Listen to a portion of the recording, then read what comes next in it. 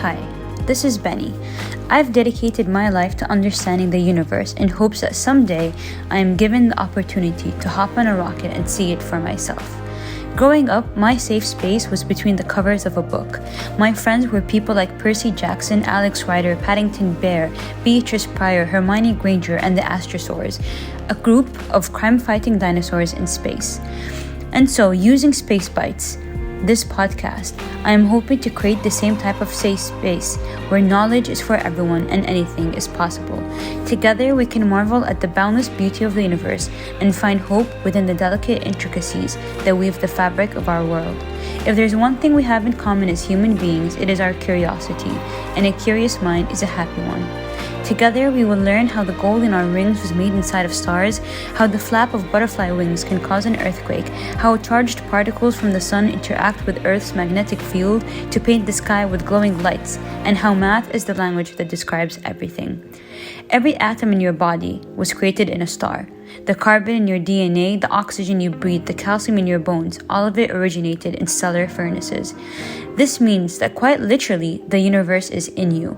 You are a product of cosmic alchemy, billions of years in the making. The same processes that formed galaxies also formed you, linking your existence to the vastness of the universe.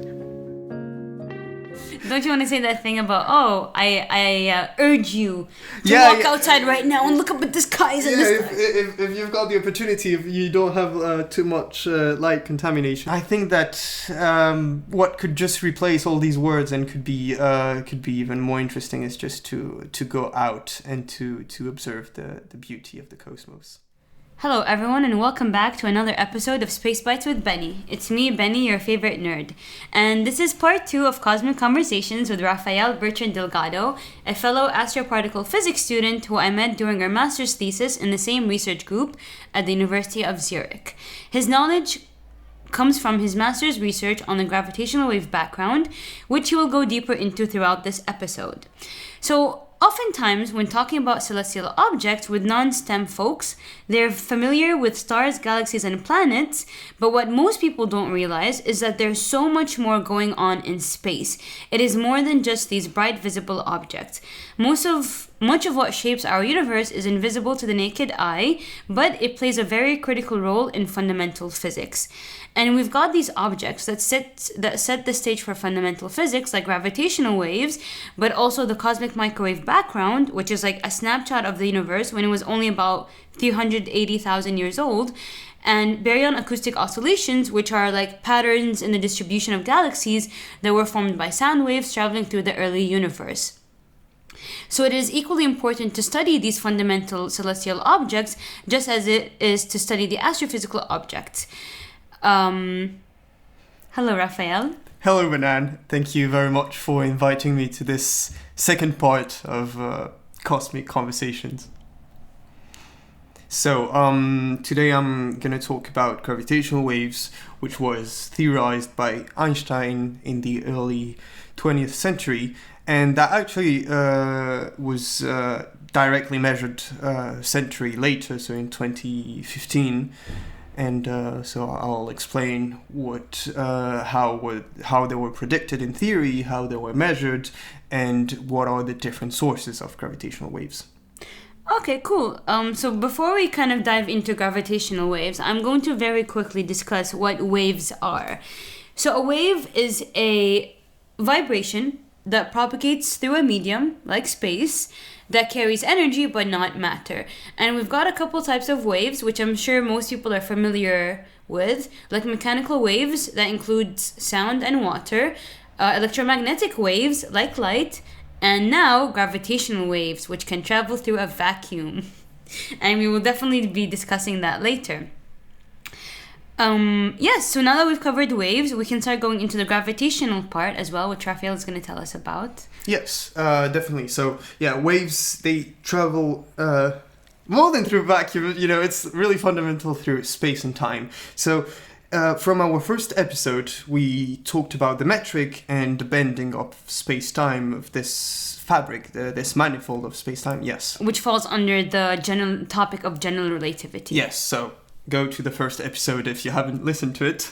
And so we had this metaphor of the trampoline, right? So if you pinch a trampoline and you put a marble on top of it, it will roll down. So to picture the effect of general relativity. And so then if you release this trampoline, some waves would propagate through it, through this two-dimensional sheet that is the trampoline. And well, that's sort of how would gravitational waves propagate. So they were predicted by general relativity quite early. So Einstein came up with his theory in 1915-16. But first with what we call linearized general relativity, so with the linear approximation. So the idea was assuming a small curvature of our space-time. So in our metric, we take our four-dimensional metric and we assume it to be flat, so the Minkowski metric, plus a very small perturbation. Well, here the definition of smallness is not that trivial, but well, let's skip this. And perturbation just means a sort of disturbance in this fabric. Yes, exactly. And so it is so small that we would neglect any power of this perturbation above 1. So if you've got, let's imagine that it's a very small number, this perturbation, and so when it is squared, it's even smaller, or cubed even smaller. So we neglect these smaller orders and we just keep the leading order, the linear approximation. And if you do that, you recover the wave equation, so D'Alembert equation. However, Einstein did not really believe in the existence of these gravitational waves. So he theorized them, he did the math for them, and then he said, I don't believe in them. Exactly. Why? Because at that time it was only thanks to the linear approximation of general relativity that they would obtain these waves. And well, gravity is highly nonlinear, as we said in the first episode. So for Einstein, this approximation did not seem correct.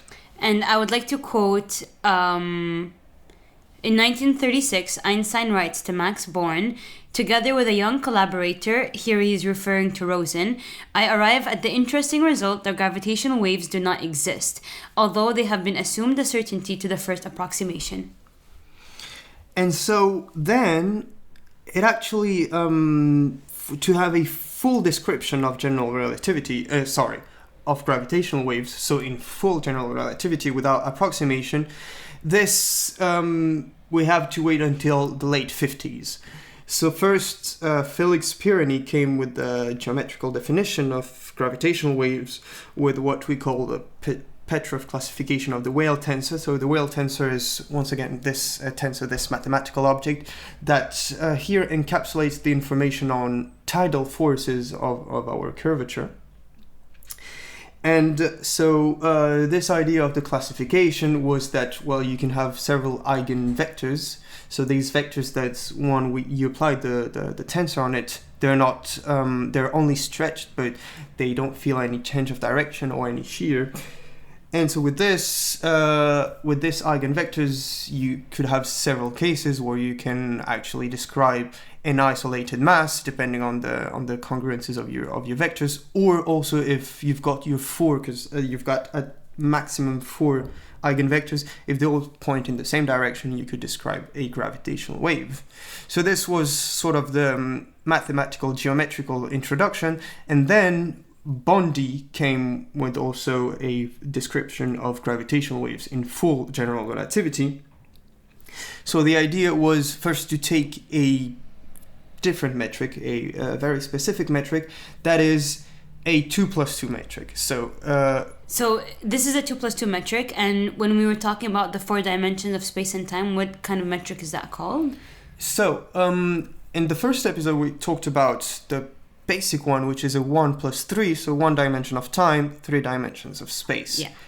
Here we still have the same degrees of freedom, so we're still in 4 dimensions, but we're taking 2 dimensions of space and time, we're mixing a bit of both, so we have what we call the retarded and the advanced time, which is just a distance plus or minus the time, or the time plus or minus the distance, and then 2 other of just purely space dimensions.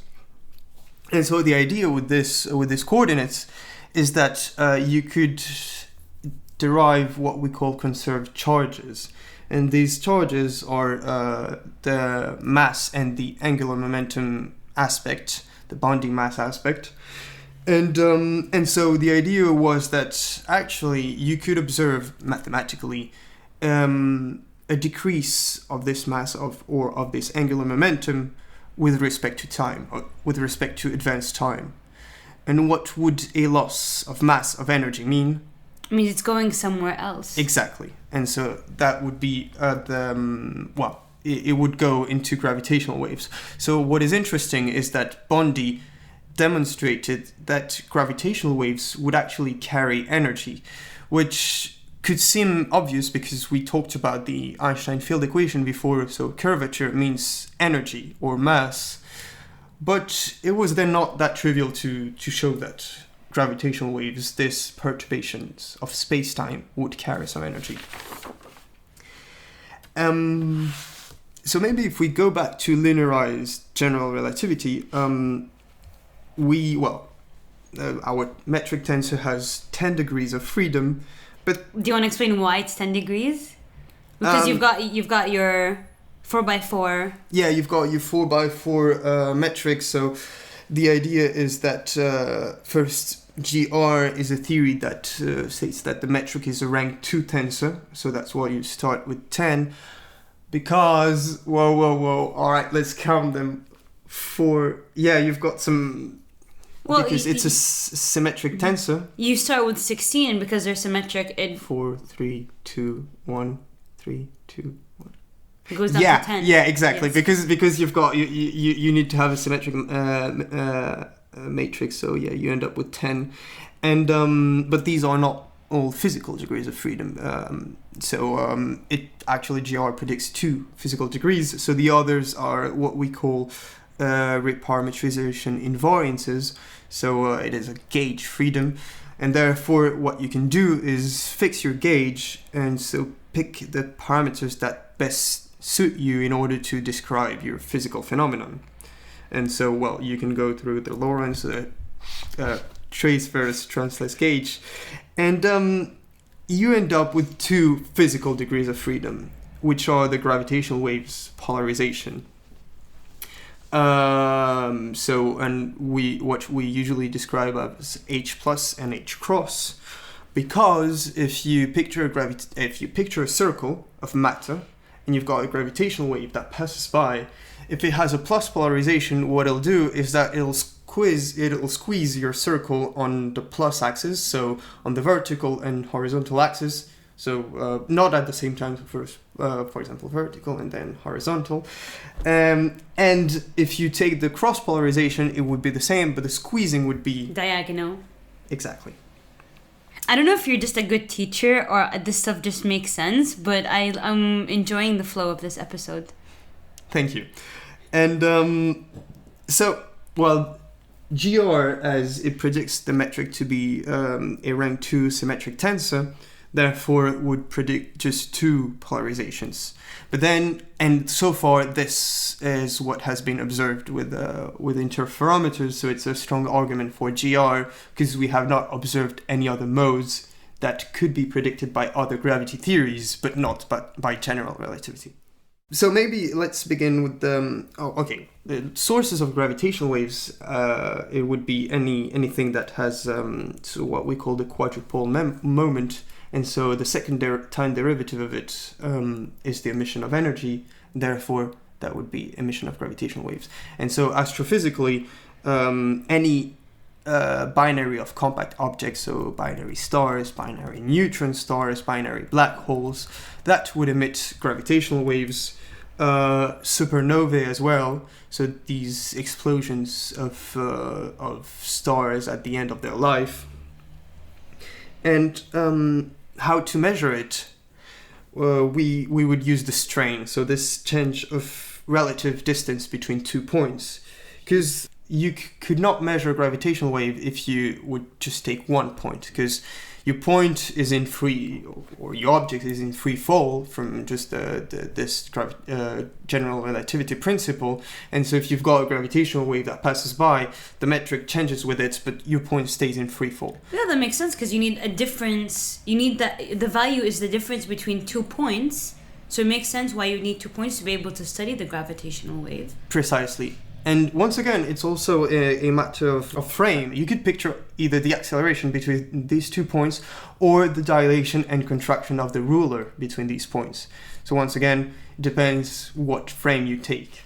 And so, well, that's the way to detect them with our interferometers today. So there are 2 interferometers in the US, LIGO. There is one in Italy, Virgo, and one in Japan, Cagra. And the idea is that you've got a laser that is emitted from the origin of your interferometer, and then it bounces between mirrors that are separated by a kilometer-long distance. And so, for example, what you have is that you use 2 arms, so it's an L-shaped interferometer, and you send the same signal in each arm, and the light bounces. And after several bounces, when it goes back to the center, you could measure the shift in phase of these waves, of these electromagnetic waves. And therefore, this phase shift would mean that one wave has traveled a slightly longer or slightly shorter path than the other. And with this phase shift, you could infer the presence of a gravitational wave. And well, so these are the ground-based detectors. We could have, then in 10 years-ish, there will be a space-based detector, so LISA, which would detect at lower frequencies and on much larger scale. So we'll be able to detect some some signals with a much lower amplitude. And I think it's going to be great, very, very interesting, because we'll be able to detect events that we're not able to currently. And then there is also another method of detection, even at lower frequencies. So here, not even millihertz, but nanohertz, would be with the pulsar timing array, which is also very interesting. So the idea is that you've got this pulsar, so this pulsating stars that are fast rotating neutron stars. And so these neutron stars, I mean, when you've got a star that explodes, that comes to the end of its life, it collapses and then it collapses on its core, and it's only supported by the neutron degeneracy pressure. But you've got a conservation of angular momentum, so therefore it is much smaller, but the angular momentum is similar and it spins faster, I think. Here, maybe some people could correct me here, but I think it's something like this. And so therefore you've got a very constant frequency of rotation. So these are like lighthouses in the universe. And the idea is that you can measure the pulsation of your pulsar, and so you've got your period of pulsation, boom, boom, boom, boom. And if you measure a difference in this period, so a slightly bit longer or shorter period between 2 pulsations, you could say, okay, what's happening? There's a ripple in space-time. Yes. Or a perturbation that is affecting this period. Exactly. So it could be a point-like perturbation between the pulsar and you, like a star, for example. So the path of light is a bit longer. But if you measure a perturbation in the period in several pulsars that you're measuring, in a certain area, in different directions, then the only possibility would be gravitational waves. Exactly.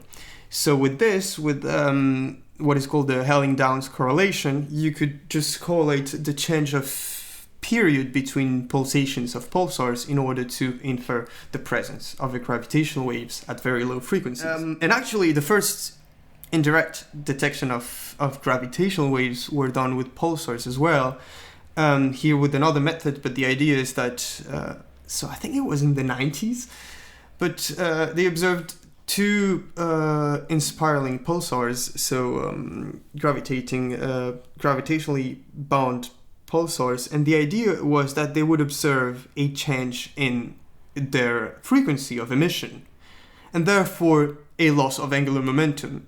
And where do this angular momentum goes? Into gravitational waves. Exactly.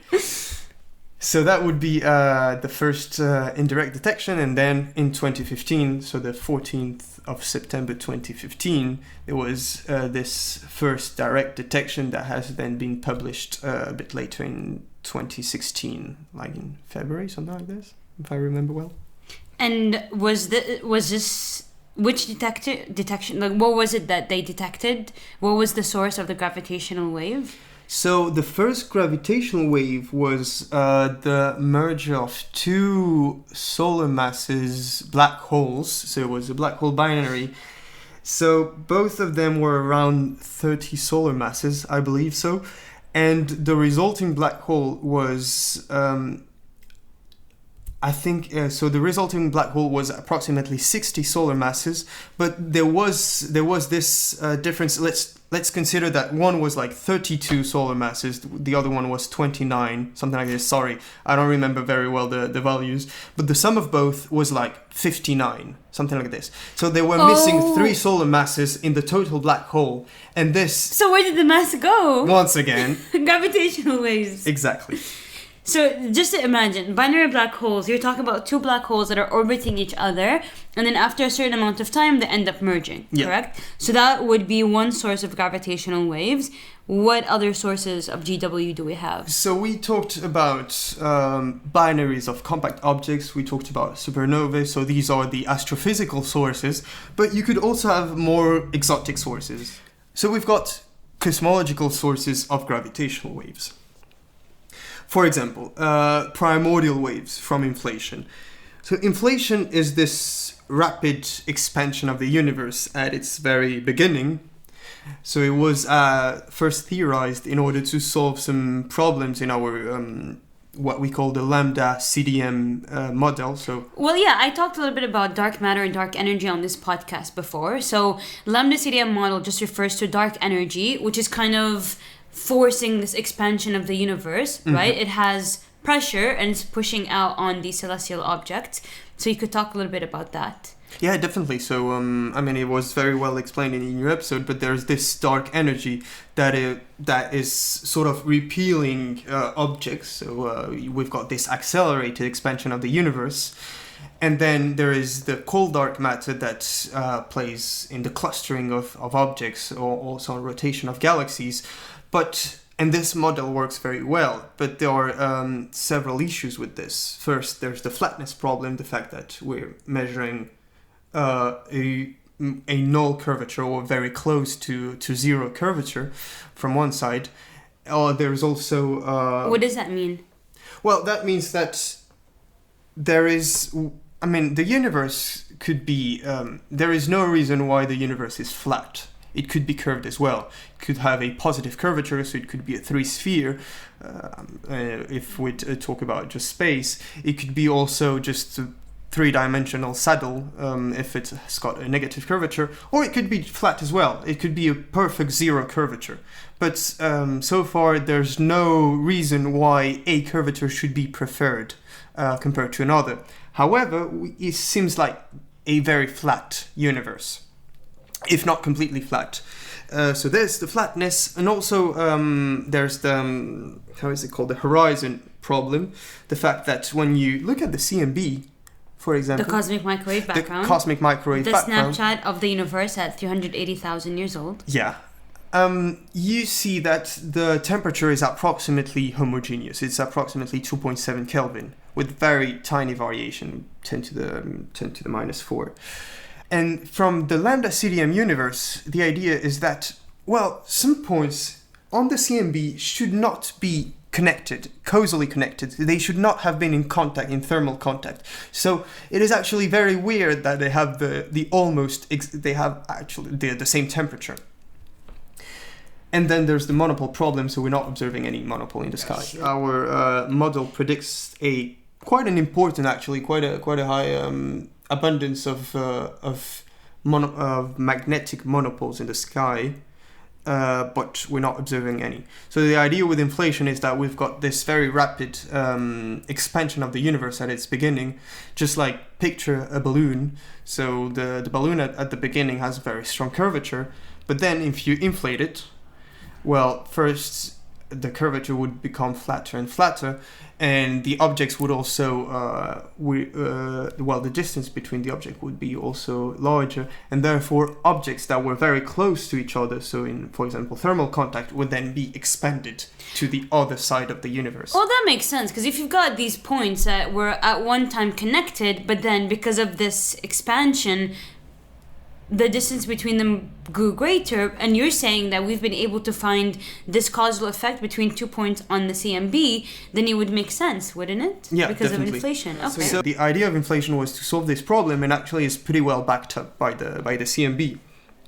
And so the idea in this very rapid expansion is that you've got perturbations. You can have perturbations, disturbances, slight variations. Exactly. So you could see that as it's just this balloon is not expanding in a homogeneous way, but you've got some points that could expand more than the others. So inflation could end a bit earlier or a bit later in some parts of the universe. Okay, and you're saying that we could use these primordial gravitational waves to try and prove these theories. Exactly. So these perturbations could be scalar. So actually, we observe scalar perturbations from inflation, because these over or under densities of energy and matter then seeded the growth of structures in the universe, like and galaxies, the inhomogeneities in the yes. universe, and that's thanks to this I can talk to you now, and we're just not a soup of particles of homogeneous particles. But also inflation predicts tensor perturbations, so gravitational waves, and the idea is that if we manage to measure these gravitational waves, it would be probing the genesis of the universe. So we would be probing high energy physics that has not been observed, tested.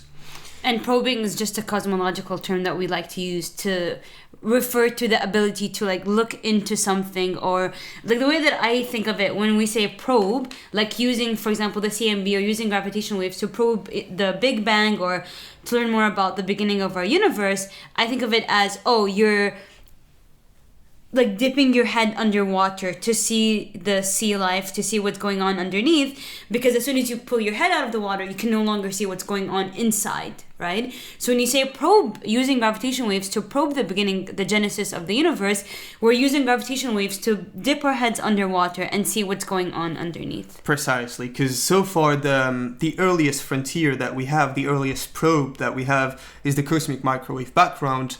But here we could measure some physical phenomena that were produced much earlier, so a much higher temperature, and that's why it's amazing. So you're saying we'd be able to look at the universe when it was even younger than 380,000? Yeah, much younger. Wow.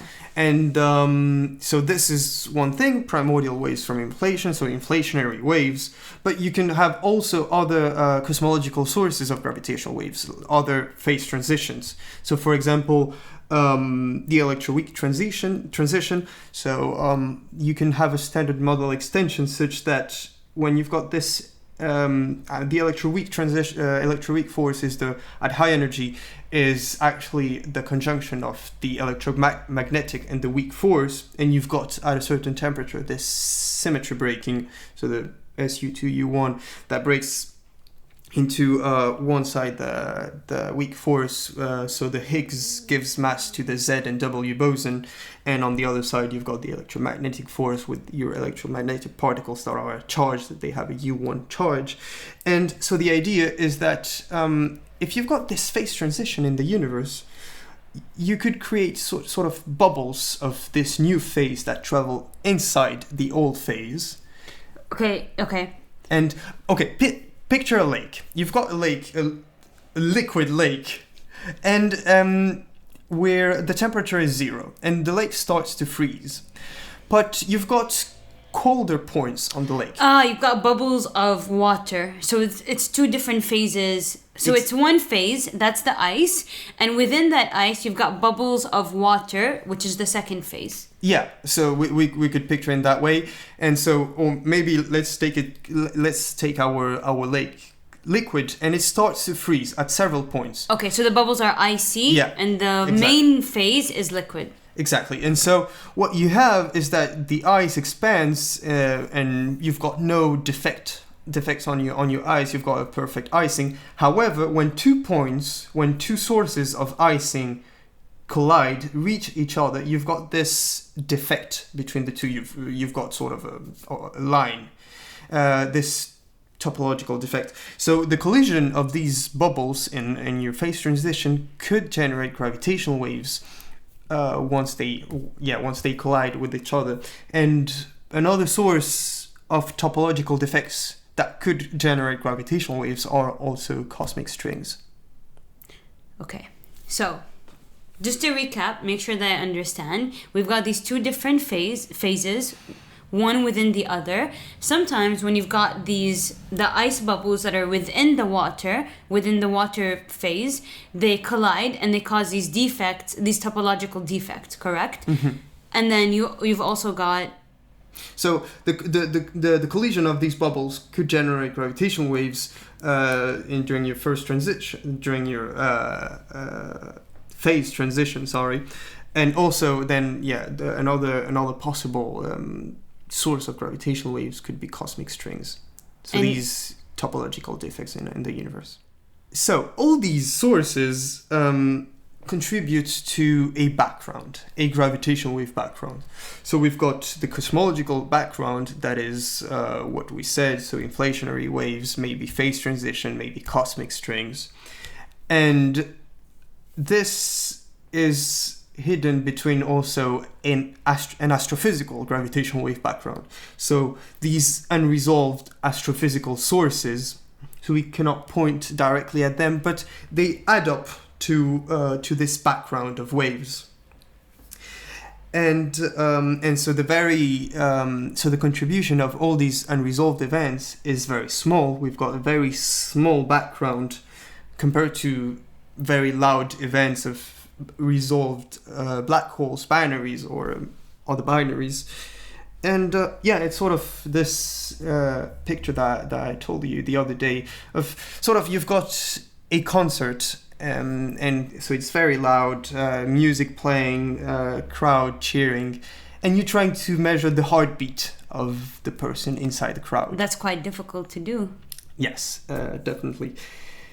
And so the idea would be first maybe to detect this astrophysical gravitational wave, and then possibly later detect the cosmological one that would be like the holy grail of physics. So when you say, okay, so you would like to first start off by measuring gravitational waves such as ones from supernova, neutron star mergers, binary black holes, and then use those to further probe these like background waves. Yes, so these background waves produced by astrophysical sources as well, but that we cannot resolve because they're very far away or very weak. And so what I'm trying to do is measure the anisotropies of this gravitational wave background. Which would be the variations between these like very, very small heartbeats, to go back to your concert metaphor. Exactly. So it would be the directional variation, directional dependence of this signal. So the signal is approximately isotropic. So that means that if you look in one direction and in the other, you would measure the same thing. Exactly the same. I mean, that's the cosmological principle, right? That we live in a homogeneous isotropic universe. Precisely. But you've got very small variations, and that is what is interesting. The anisotropies. The anisotropies, exactly. For example, there's the picture yourself in a swimming pool. So, you're in the middle of the pool and you measure waves all around you. But maybe there is a direction where you've got slightly more waves than in the other. And then you can say, okay, I'm measuring a bit more waves on my right than on my left. But what's going on? Then I've got more matter, like the children are playing on the right side. And so here it's a bit the same. The idea is that if you measure some anisotropies, you can infer a certain distribution of matter that should correlate with actually the distribution of large-scale structures of galaxies in the universe. Well, that makes a lot of sense. Okay, so we're talking about anisotropies. We're talking about gravitational wave backgrounds, and we've kind of come full circle where we talked about gravitational waves, introduced them, their sources, the way that we've detected them, and we come back to why you're here. Because aren't you doing your master's thesis on the background on gravitational wave backgrounds and the anisotropies? Yes, definitely. That's what I'm working on. So, trying to simulate the astrophysical gravitational wave background and to predict the anisotropies that are in it. Explain more. What is it? What is it that you're doing to sort of understand these anisotropies more? So the idea is to simulate a certain population of binary black holes. Why specifically binary? Why not use neutron stars or supernova? Because the main contribution would mainly come from these black holes at these frequencies. And is it because they're incredibly massive? Yes. Okay. And so the idea would be to simulate this population in function of the distribution of matter in your universe, and so then you could simulate the anisotropies, what we call the angular power spectrum, so the correlation in your sky between your gravitational waves emissions, and then these anisotropies could be correlated with other cosmological phenomena. So that you could, this is what we call messenger cosmology. You cross-correlate different signals, different probes, in order to infer parameters in your universe. And would you think, obviously you're able to do this, right? You're talking about simulations. You're talking about creating like a virtual universe, creating these distributions of masses like galaxies and stuff to be able to measure or predict these anisotropies, correct? So would you have been able to do this without today's technology? If you had a blackboard and you had the piece and you had chalk in your hand, would you be able to simulate a universe? Would you be able to create these random distributions of galaxies and such? Unfortunately not. Yeah, I guess today, as a physicist, you have to work with a computer. So of course, there is always some reflection, some work on a blackboard with a chalk, if you want to derive some physical properties, some equations. But at a certain point, you will need to simulate these, because you've got some equations that might not have an analytical solution, so you cannot just draw your curve on the board, but you will have to integrate it, to simulate it, in order to properly picture the physical phenomenon that is happening. Okay, cool, thank you. And so this podcast, Space Bites with Benny, it was motivated and driven by this idea of making education accessible and about making sure that everyone gets to enjoy the beauty of our universe and understand all these celestial objects that we have, even people that don't have a background in physics or STEM, correct? And so because you're a guest here, I'm going to ask you, do you share a passion for, giving back to your community and making education accessible? Is that something that you're equally passionate about? Yes, definitely. Well, then I think there's a huge gap between what I would like to do and what I actually end up doing. But definitely. So I've been, for example, working in this association that is Honduras Rising, Honduras Crecimiento. I would actually like to do more. So here, my mother that created it and the rest of the team should really talk about it, because they're the one that deserve a medal for it. And so this foundation is about developing just an alternative or complementary education in remote areas of Honduras, so with the libraries, also with the teaching of music, of sport. So this is a beautiful project that I've contributed a tiny bit to, and I'd like to also give a bit more of my time. There is also, well, for example, in the first episode, I mentioned my collaboration with the Autonomous University, National University of Honduras.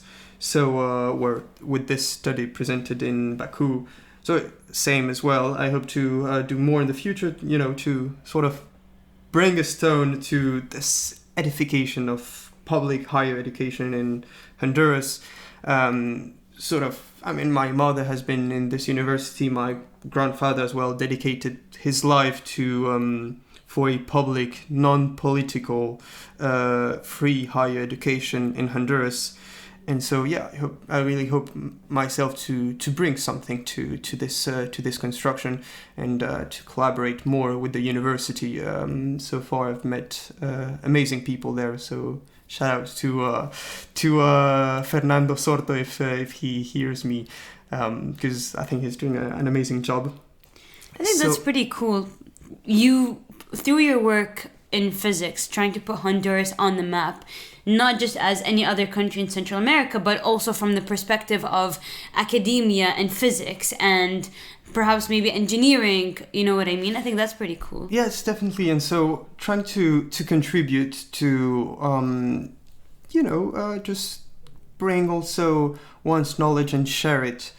With, for example, formal education, I think that the development of formal education is very important. It's capital. So, of course, language and mathematics are the two main pillars. But then you've got just the scientific method and history as well, because these are the pillars in order to form a future generation of citizens that would think better than we do.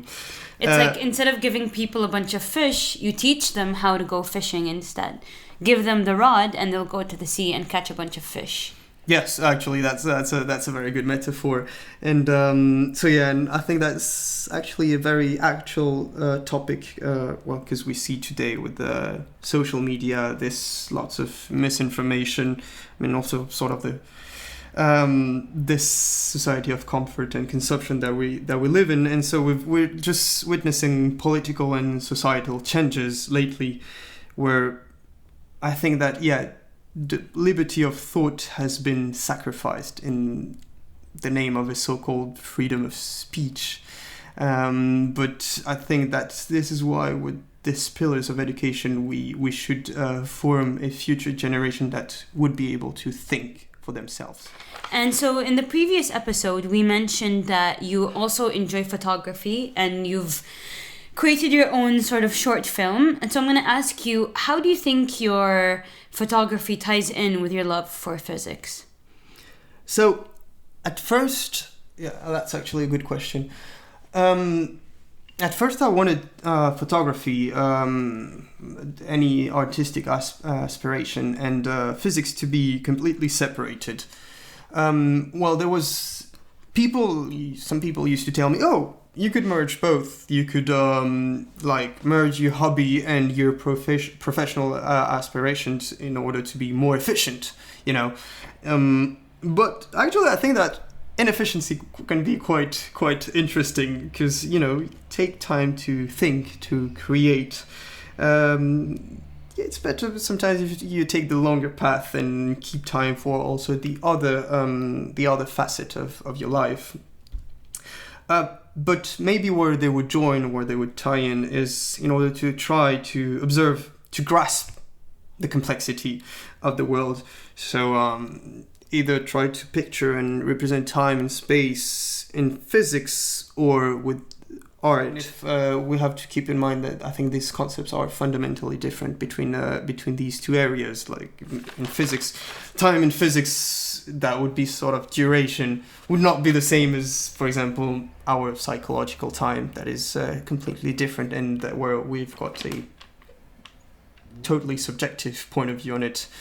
So that would be mainly where both merge, where both tie in order to understand the world around us, shed light around us, because we've got this beautiful burden that is curiosity.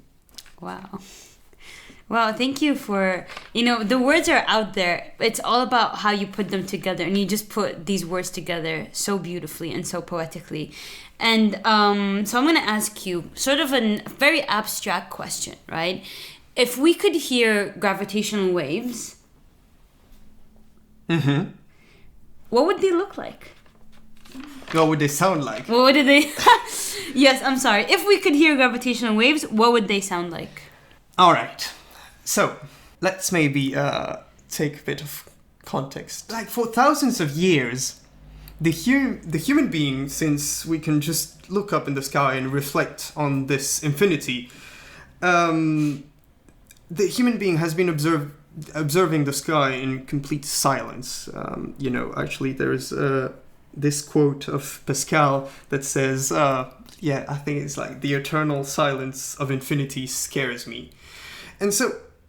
And I think, I'm sorry, I'm going to interrupt you right there and just be like, that is originally what drove me to want to study physics.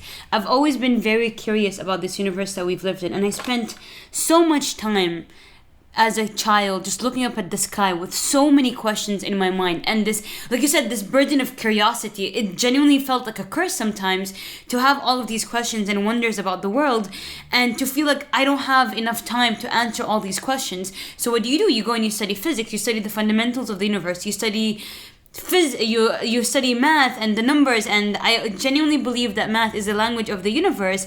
And like you said, it sometimes can be very scary, because when you think of something like the fact that we have been able to detect at least 36 million galaxies, when you understand the numbers and you understand what this means, it really is terrifying, because you realize the insignificance, but also the significance of your life. The insignificance because on large scales, both time and spatially, it means nothing, but it is also significant because every single day when you wake up and every decision that you make does have the sort of like butterfly effect, where it can affect anything around you and you can affect other people's lives indirectly. Yeah, definitely. I think you summarized it very well. So yeah, you study it, yeah. and you end up realizing that you don't know anything, and this curiosity turns into admiration and desire to contemplate the nature around you. Actually, maybe if we can do a detour to this guy, to Pascal. Pascal, but yeah, obviously, I think Pascal was also a physicist, if I'm not wrong. He was a mathematician. Oh, mathematician. Yeah. Sorry. And I know this because I know that the units of pressure were named after him. But it seems like he's an interesting fellow. Tell me about him. Yeah. So, like, for example, there's this tiny fragment in the Thoughts, les pensées, where, like, he... Thoughts, les pensées? The thoughts, yes, les pensées. Picture yourself. Like, imagine your body, and your body has limbs. And in your limbs you've got veins, and in veins you've got blood, and your blood has drops, etc., etc. And you can go smaller and smaller until just you exhaust your mind and return to this text, actually to this speech now. But the original is à l'objet de ce discours. Oh, just say that again slower, just because it's in a different language. Retourner à l'objet de ce discours, to the topic of discourse. Also on this, so you're going smaller and smaller, and you can also face the on large scales as well. You can just picture your world, your solar system, your galaxy, etc., etc., and go larger and larger. And so you're facing this infinity and this void. You're in this, he explains this very well, this sphere where the middle is everywhere and the circumference is nowhere. And so facing these wonders of the world, well, the natural thing is that this curiosity really turns into admiration and this will to contemplate the beauty of nature. And I don't know if math are the real language of the universe, of nature, but so far they help us to interpret the physical phenomena, nature around us at a certain point. I was saying that we were observing the sky for thousands of years in silence, facing the infinite, eternal silence. It was like a silent film. Well, yeah, because sound cannot travel. Exactly. We would just see it. And in 2015, boom, we would have just for the first time in thousands of years, we could hear. Careful, I'm saying hear, but it's not really sound because, but we're talking about gravitational waves. But we could hear the universe, and so it's just like once, and the first time in 2015, you enter a cinema and you just you see and you hear and you just you can see the film of creation with its soundtrack. So yeah, you just hear, dialogues of black holes in spiraling together. It's like someone activated your senses and like unlocked something, a new sense or a new organ in your body that allows you to interpret the universe in a different way. Definitely. And so exactly, you see these black holes in spiraling and kissing, merging together. You hear just the beginning of, if we can maybe hear one day the beginning of times of the universe with inflation. So that'd be great as well. And yeah, so I think that we're really entering a very interesting and a beautiful time. Thank you very much for inviting me today, Benan. It was a real pleasure to talk about general relativity and then gravitational waves. And what it means to be alive and what it means to admire the universe. Yeah, exactly. So stay curious and observe the sky whenever you can. Don't you want to say that thing about, I urge you to walk outside right now and look up at the skies and the stars. If you've got the opportunity, if you don't have too much light contamination, I think that we explain with words how the universe works. I mean, we try to, we don't even understand it, but with black holes, stars, inflation, CMB, etc.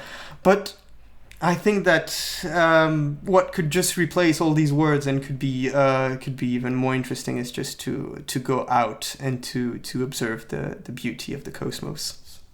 And I think that's a very good point to sort of wrap up this episode. And I hope that we have given everyone things to think about and have given you curiosity and the ability to turn that curiosity to admiration, like Raphael said, and to be able to contemplate the beauty of nature and this universe together. And if you enjoyed listening to this episode, don't forget to follow this account and click the bell button so that you get a notification every time I release a new episode. And thank you very much for listening.